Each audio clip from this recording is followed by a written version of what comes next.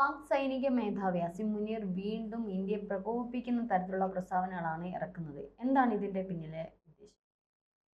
ചെകുത്താൻ വേദമോതുക എന്നൊരു പഴഞ്ചൊല്ലുണ്ട്. ചെകുത്താൻ വേദമോതുന്നത് കേട്ടിട്ടില്ലേ എന്നൊക്കെ നമ്മൾ ചോദിക്കാറുണ്ട്. അതുപോലെയാണ്, വളരെ വ്യക്തമാണ്. ഞാൻ അതിൻ്റെ വിശദാംശങ്ങളിലേക്ക് വരാം. അതിനു മുമ്പ് ഇതിനകത്തൊരു മുന്നറിയിപ്പുണ്ട്. എന്താണെന്ന് മനസ്സിലായോ? പഹൽഗാം ആക്രമണം അറിയാലോ, 2 മാസം മുമ്പേ നടന്ന. ആ പഹൽഗാം ആക്രമണം നടക്കുന്നതിന് ഒരാഴ്ച മുമ്പേ ഈ അസീം മുനീർ ഇതുപോലൊരു പ്രസംഗം നടത്തി, അല്ലെ? ഒരു പ്രകോപനം ഉണ്ടാക്കിക്കൊണ്ട്. ഓർക്കുന്നില്ലേ? അന്ന് എന്താ പറഞ്ഞത്? കാശ്മീര് നമ്മുടെ കഴുത്തിലെ ഞരമ്പ്, പ്രധാന ഞരമ്പ്, ധമനി പോലെയാണ്. എന്ന് വെച്ചാൽ ശിരസിലോട്ട് രക്തം പോകുന്ന പ്രധാനപ്പെട്ട ധമനികളുണ്ടല്ലോ, വെയിനുകളുണ്ടല്ലോ. അങ്ങനെയുള്ളൊരു വെയിനാണ് കാശ്മീർ. ആ കാശ്മീരിനെ മറന്നുകൊണ്ട് നമുക്ക് മുന്നോട്ട് പോകാൻ സാധിക്കില്ല. പിന്നെ നമ്മളും ഇന്ത്യക്കാരും രണ്ടാണ്. നമ്മൾ ദൈവത്തിൻ്റെ സ്വന്തം ആൾക്കാരാണ്, അവർ ദൈവവിരോധികളാണ്, അവിശ്വാസികളാണ് എന്നൊക്കെ പച്ചയായിട്ട് മതം പറഞ്ഞു ഒരു സൈനിക മേധാവിയുടെ പ്രസംഗമല്ല അയാൾ നടത്തിയത്. മറിച്ച് ഒരു മദ്രസ അധ്യാപകൻ്റെയോ ഒരു മൗലവിയുടെയോ ഒക്കെ രീതിയിലുള്ള വളരെ മോശപ്പെട്ട വൃത്തികെട്ട ഒരു പ്രസംഗമാണ് ഇന്ത്യക്ക് നേരെ അന്ന് അയാൾ നടത്തിയത്. അവിടുത്തെ സൈനികരെ മുഴുവനും ഈ മതത്തിൻ്റെ ആ ഒരു തീവ്രത പറഞ്ഞ് വികാരം കൊള്ളിക്കുന്ന പ്രസംഗമായിരുന്നു ഈ അസിം മുനീർ നടത്തിയത്. അത് കഴിഞ്ഞ് കൃത്യം ഒരാഴ്ച കഴിഞ്ഞപ്പോൾ പഹൽഗാമിൽ ഭീകരാക്രമണം ഉണ്ടായി. നിരപരാധികളായ 26 മനുഷ്യരെ കൊലപ്പെടുത്തി. എങ്ങനെ? മതം ചോദിച്ച്, കലിമ ചൊല്ലാൻ അറിയുമോ എന്ന് പരീക്ഷിച്ച്, ഉടുതുണി അഴിച്ച്, അടിവസ്ത്രം വരെ അഴിച്ച് പരിശോധിച്ച് മുസ്ലിം അല്ല എന്ന് ഉറപ്പ് വരുത്തിയിട്ടാണ് അവർ അത് ചെയ്തത്. അത് ഉദ്ദേശം ഈ നാട്ടിൽ ഹിന്ദുക്കളും മുസ്ലിങ്ങളും തമ്മിൽ തല്ലണം, തമ്മിൽ പരസ്പരം കൊല്ലണം എന്നുദ്ദേശിച്ച് വർഗീയ കലാപങ്ങളും വലിയ അന്തഛിദ്രങ്ങളും സംഘർഷങ്ങളും ഉണ്ടാക്കാനാണ് അവർ അത് ചെയ്തത്. പക്ഷേ അവർ പരാജയപ്പെട്ടു പോയി. ഇന്ത്യൻ ജനതയുടെ, ഇന്ത്യൻ പൗരന്മാരുടെ മനസ്സറിയാനുള്ള കഴിവ് പാകിസ്ഥാൻ സൈനിക മേധാവിക്ക് ഇല്ലാതെ പോയി.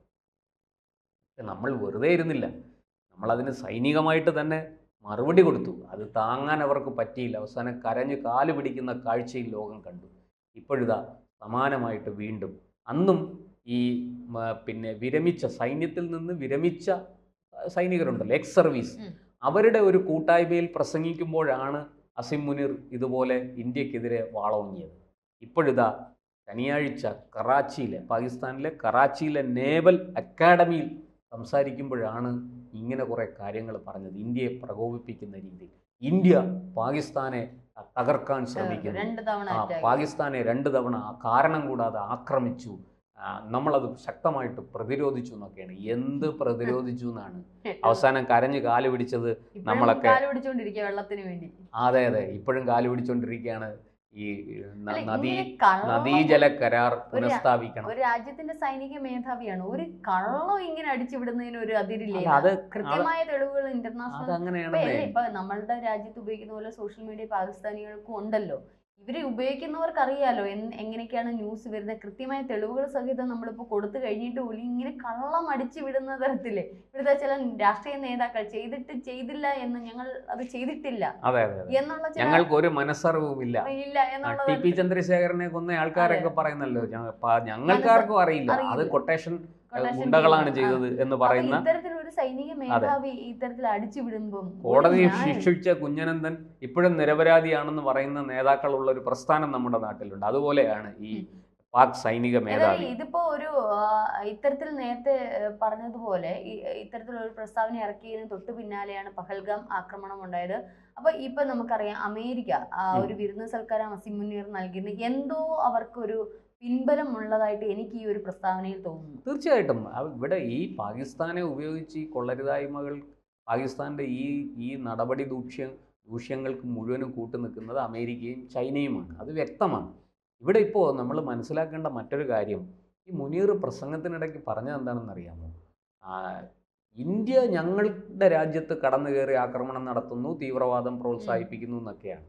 എന്നിട്ട് മറുപുറത്ത് പറയാണ്, കാശ്മീരിൽ സ്വയംഭരണത്തിന് വേണ്ടി സമരം ചെയ്യുന്ന, പ്രക്ഷോഭം നടത്തുന്ന നമ്മുടെ സഹോദരങ്ങളെ മറന്നു പോകരുത്. എത്ര നീചനാണ് ഇയാൾ! ഇപ്പോൾ ബലൂചിസ്ഥാനിലോ അല്ലെങ്കിൽ ഈ ഖൈബർ പഖ്തൂണിലോ ഗിൽജിസ്ഥാനിലോ ഒക്കെ നടക്കുന്ന ഈ പാകിസ്ഥാനിൻ്റെ ഉള്ളിൽ നടക്കുന്ന ആഭ്യന്തര കലഹങ്ങൾ ഇന്ത്യ ഒരക്ഷരം പറയാറില്ല. അത് നമ്മുടെ കാര്യമല്ല. നമ്മൾ എന്തിനാണ് അതിനകത്ത് തലയിടാൻ പോകുന്നത്? നമുക്കതിൽ യാതൊരു പങ്കുമില്ല. കാശ്മീരികൾ ഈ പഹൽഗാം ആക്രമണത്തിന് ശേഷം നമ്മൾ കണ്ടതാണ്, സ്ത്രീകൾ ഉൾപ്പെടെ തെരുവിൽ ഇറങ്ങി പാകിസ്ഥാനെതിരെ അതിശക്തമായ, അതെ, അവിടെ അങ്ങനെ ഒരു സംഗതിയുമില്ല. ഈ പറഞ്ഞ സ്വയംഭരണം വേണമെന്നോ പണ്ടായിരുന്നു. അതെല്ലാം അവസാനിച്ചു. ആർട്ടിക്കിൾ 370 പോയ വഴി പുല്ല് കിളിർത്തിട്ടില്ല. പിന്നെ സൈന്യത്തിന് നേരെ കല്ലെറിയാൻ പോയിരുന്ന ചെറുപ്പക്കാരെല്ലാം ഇപ്പം അവിടെ വ്യവസായവും വിനോദസഞ്ചാരവും ഒക്കെയായി ബന്ധപ്പെട്ട് അവരുടെ ജീവിതമാർഗം നോക്കുന്നു. അവർക്ക് നല്ല വരുമാനം കിട്ടുന്നു, സമാധാനമുണ്ട്, ശാന്തിയുണ്ട്, കുട്ടികൾ സ്കൂളിൽ പോയി പഠിക്കുന്നു. മറ്റത് സ്കൂളൊന്നുമില്ല, പഠിത്തമില്ല. അവർ മദ്രസയിൽ പോകുന്നു, മദ്രസയിൽ പഠിക്കുന്നു, പിന്നെ നേരെ പോകുന്നത് ജിഹാദിനാണ്. ഈ പാകിസ്ഥാൻ്റെ പ്രേരണയിൽ പെട്ട് തീവ്രവാദ ക്യാമ്പുകളിലേക്കാണ് പോകുന്നത്. ഇപ്പോൾ അതിനെല്ലാം അവസാനം വന്നിരിക്കുന്നു. അതെല്ലാം അവസാനിപ്പിച്ചിരിക്കുന്നു. കുട്ടികൾ മാന്യമായിട്ട് സ്കൂളിൽ പോയി പഠിക്കുന്നു. അവിടെ ഒരു ഗവൺമെൻറ് ഉണ്ട്, ജനാധിപത്യപരമായി തിരഞ്ഞെടുക്കപ്പെട്ടൊരു ഗവൺമെൻറ്റാണ് അവരെ ഭരിക്കുന്നത്. ഇതൊക്കെ ആയിട്ടും ഈ പാകിസ്ഥാൻ പറയുന്നത് നമ്മുടെ സഹോദരങ്ങൾ ഇവിടെ ബലൂചിസ്ഥാനിലും ഈ ഖൈബർ പഖ്തൂണിലും ഒക്കെ തീവ്രവാദം നടത്തുന്നത് ഇന്ത്യക്കാരാണ്. നേരെ മറിച്ചാണ്. ഇന്ത്യക്ക് അതിൽ ഒരു പങ്കുമില്ല. കാശ്മീരിലാണ് പാകിസ്ഥാൻ കടന്നു കയറി ഈ കുഴപ്പങ്ങൾ മുഴുവനും ഉണ്ടാക്കുന്നത്. പക്ഷേ ഇത് ഒരു വലിയ അപകടമാണ്. ഈ അസിം മുനീർ എന്ന് പറയുന്നത് എൻ്റെ ഒരു ഊഹം, മിക്കവാറും അജ്ഞാതൻ വളരെ കാര്യമായിട്ട് വീണ്ടും അവിടെ ഇറങ്ങാനുള്ള സാധ്യതയുണ്ട്. കാരണം ഈ അസിം മുനീർ ലോകത്തിന് തന്നെ ഒരു ശാപമാണ്. അതുകൊണ്ട് അസിം മുനീറിൻ്റെ ഭാവി എന്തായിരിക്കും എന്ന കാര്യത്തിൽ ഒരു പ്രസ്താവനയും കൂടെ ഉണ്ടായിരുന്നു. തീവ്രവാദികൾക്കെതിരെ പാകിസ്ഥാൻ നിലകൊള്ളും. എനിക്ക് അത് കണ്ടപ്പോഴാണ് ചിരി വന്നത്. തീവ്രവാദികൾക്കെതിരെ പാകിസ്ഥാൻ എന്നും തിരിച്ചടിക്കും എന്നുള്ള രീതിയിൽ ഒരു പ്രസ്താവനയും കൂടി ഇതിനകത്ത് പറയുന്നുണ്ട്, പുള്ളി പറയുന്നുണ്ട്. എനിക്കത് കേട്ടപ്പോഴാണ് തീവ്രവാദികൾക്കെതിരെ ശക്തമായ തിരിച്ചടി ഉണ്ടാകും. ഈ ബലൂചിസ്ഥാനും ഖൈബർ പഖ്തൂണിലും അടക്കമുള്ള ഈ തീവ്രവാദികളുടെ പ്രവർത്തനങ്ങളെ മുഴുവനും അടിച്ചമർത്തും എന്നൊക്കെയാണ് മുനീർ പറയുന്നത്. അതൊക്കെ നാൾക്ക് നാൾ ശക്തിപ്പെട്ടുകൊണ്ടിരിക്കുകയാണ്. ഒരു ചുക്കും ചെയ്യാൻ സാധിക്കുന്നില്ല പാക് സൈന്യത്തിന് എന്നുള്ളതാണ് മറ്റൊരു വിഷയം. ഈ അസിം മുനീറിൻ്റെ ഒരു പ്രത്യേകത എന്താണെന്ന് വെച്ചാൽ അയാൾ കൃത്യമായിട്ട് മുൻ സൈനിക മേധാവിമാരെ പോലെയല്ല. ഇയാൾ മദ്രസ വിദ്യാഭ്യാസം നേടിയ ആളാണ്. ഇതിന് മുമ്പിരുന്ന സൈനിക മേധാവിമാരൊന്നും അങ്ങനെ മദ്രസ വിദ്യാഭ്യാസം നേടിയവരല്ല. അവർക്ക് കൃത്യമായിട്ട് സൈനിക വിദ്യാഭ്യാസവും മറ്റും കിട്ടി വന്നവരാണ്. അവർക്കും ഇന്ത്യ വിരോധമുണ്ട്. ഇയാൾക്ക് ഇന്ത്യ വിരോധം മാത്രമല്ല, കടുത്ത മതപരമായ മതവെറിയുള്ള ഒരാളാണ് ഈ അസിം മുനീർ. അതുകൊണ്ട് തന്നെ ഇയാൾ വളരെ അപകടകാരിയാണ്. ഇയാൾ ദീർഘകാലം തുടർന്നാൽ അത് ഇന്ത്യക്ക് മാത്രമല്ല അയൽ രാജ്യങ്ങൾക്ക് പലർക്കും അത് വെല്ലുവിളിയാണ്. താലിബാൻ ഭരിക്കുന്ന അഫ്ഗാനിസ്ഥാൻ അത് വെല്ലുവിളിയാണ്. അതുപോലെ തന്നെ ഒരു ഉളുപ്പുമില്ലാതെ ഇറാനിനെ സഹായിക്കാൻ വേണ്ടി പോയിട്ട് ഇറാനിലെ രഹസ്യങ്ങൾ മുഴുവനും ചോർത്തി അമേരിക്കയ്ക്ക് കൊടുത്ത ആളാണ്. ഈ ഇറാന് വലിയ പിന്തുണയൊക്കെ പ്രഖ്യാപിച്ച് നിന്ന അസിം മുനീർ ട്രംപ് കണ്ണുരുട്ടി അങ്ങോട്ട് വിളിച്ച ഉടനെ മുട്ടുകാലിൽ ഇഴഞ്ഞ് അവിടെ ചെന്ന് ട്രംപ് വിളമ്പിക്കൊടുത്തതും വാരി തിന്നേച്ച് എണീറ്റ് വന്ന ഒരുത്തനാണ് ഈ അസിം മുനീർ.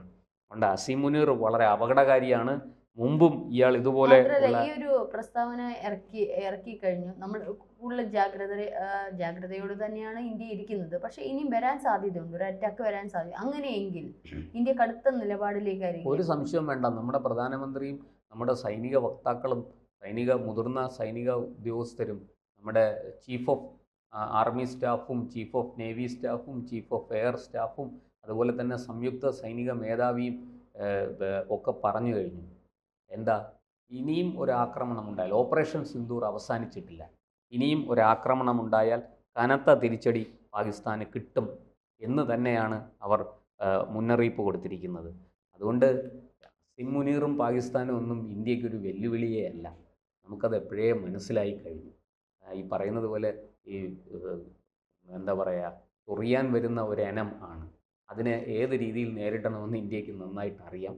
അത് ഇന്ത്യ നേരിടുകയും ചെയ്യും. പ്രധാനമന്ത്രി അസന്നിഗ്ധമായിട്ട് പറഞ്ഞു, വെള്ളവും രക്തവും കൂടെ ഒരുമിച്ച് ഒഴുകില്ല, അത് ആ വെള്ളം അങ്ങ് വാങ്ങി വെച്ചേരെ, ഇങ്ങോട്ടടിച്ചാൽ 100 ഇരട്ടിയായിട്ട് തിരിച്ചു തരും. അത് നമ്മൾ തെളിയിച്ചു കൊടുത്തതാണ്. അതുകൊണ്ട് രണ്ടാമതൊന്നും ആലോചിക്കാതെ ഒരു എടുത്തുചാട്ടം അസിം മുനീർ നടത്തില്ല എന്നും നമുക്ക് പ്രതീക്ഷിക്കാം.